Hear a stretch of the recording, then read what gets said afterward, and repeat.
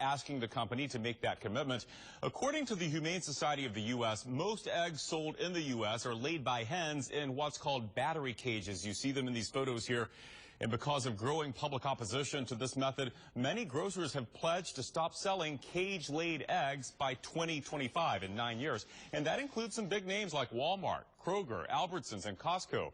In fact, Compassion in World Farming says of the nation's top 15 grocers, Publix is the only one that hasn't made that commitment. Andy Williams, who's a loyal Publix customer, says he was shocked to hear that. So he started this petition on Change.org asking the Lakeland-based company to sell only cage-free eggs. He says the cages are just cruel. They're constricted. They're in an area that's about the size of an iPad. They can't lift their wings up. They can't move around, turn around. And they're being shocked into laying eggs in those conditions. And I think that's just wrong.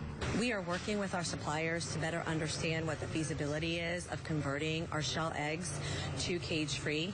But as many folks would know, as a trusted grocer of choice for our customers, not only do we act as a customer advocate, but we also want to ensure that if we're committing to something, that it's feasible and that we can actually attain what that goal is.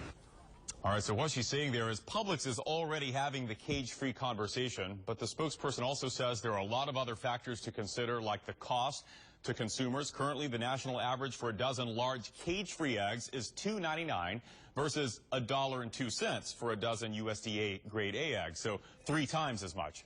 And the government-funded assistance program, WIC, currently doesn't cover cage-free eggs. Well, Publix does currently offer 6 brands of cage-free eggs, but 85% of its other stock does come from those caged hens. But the company did accept the protesters' signed petitions today, so we'll see what happens. Chris Cato, Fox 13 News. Now, your Sky Tower radar forecast with Fox 13.